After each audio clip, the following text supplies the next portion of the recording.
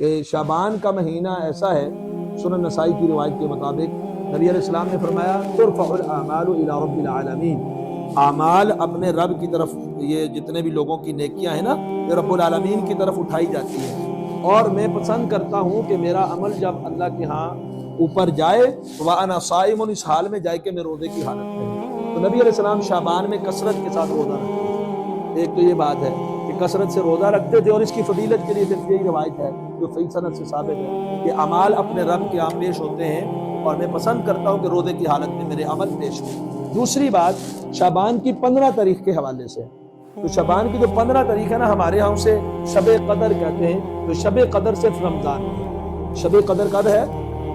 رمضان میں۔ شب کس کو کہتے ہیں فارسی میں؟ رات۔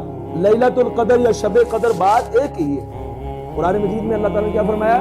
انا انزلناہ فی لیلۃ القدر، ہم نے اس قرآن کو کون سی رات نازل کیا؟ شب قدر، لیلۃ القدر، قدر کی رات میں۔ اور پھر قرآن سے پوچھتے ہیں وہ شعبان میں ہے یا رمضان میں؟ تو قرآن مجید سورہ بقرہ کی آیت نمبر 185، شہر رمضان الذی انزل فیہ القرآن، کون سا مہینہ ہے جس میں قرآن نازل ہوا جی؟ رمضان کا۔ پھر نبی علیہ السلام کی حدیث ہے کہ لیلۃ القدر کو آخری عشرے کی طاق راتوں میں تلاش کرو۔ تو آخری عشرہ کی طاق راتیں کون سے مہینے کی؟ رمضان کی۔ تو یہ لیلۃ القدر یا شب قدر شعبان میں ہے ہی نہیں۔ دوسری بات، شعبان کی 15 تو کیا فیصلے کیے جاتے ہیں؟ نہیں۔ جو قرآن مجید کہتے ہیں فیہا یفرق کل امر حکیم، اس سے پیچھے اللہ تعالیٰ نے فرمائے ہم نے اس قرآن کو نازل کیا۔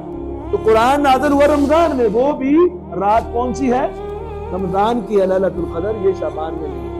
کچھ روایات پیش کی جاتی ہے بنو کلب کی بکریوں کے حوالے سے، آج کل اخباروں کے اندر بھی لکھی ہوئی ہیں، سوشل میڈیا کے اوپر بھی سخت ضعیف من گڑت روایات ہیں۔ صحیح سند کے ساتھ مستند روایات میں 15 شعبان کی کوئی فضیلت رسول اللہ صلی اللہ علیہ وسلم سے صحابہ سے ثابت نہیں ہے۔ نہ اس رات، ایک بندہ عبادت کرتا ہے عام روٹین کے ساتھ عبادت کرے، ایک آدمی روزہ رکھتا ہے عام روٹین کے ساتھ کرے، لیکن اس وجہ سے آج رات کو عبادت کرنا کہ 15 شعبان ہے درست، اس وجہ سے روزہ رکھنا کہ آج شعبان کی 15 رات گزری ہے اور دن 15ویں ہے، تو یہ درست نہیں ہے۔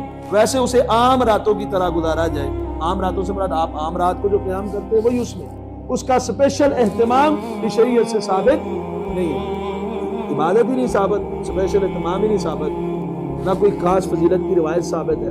اس میں حلوہ خوری، آتش بازی، یہ تو ساری بات کی چیزیں، ان چیزوں سے پرہیز کریں۔ یہ آتش بازیاں اور یہ حلوہ خوریاں اور یہ ساری چیزیں، ان کا کوئی ثبوت نہیں ہے قرآن و سنت۔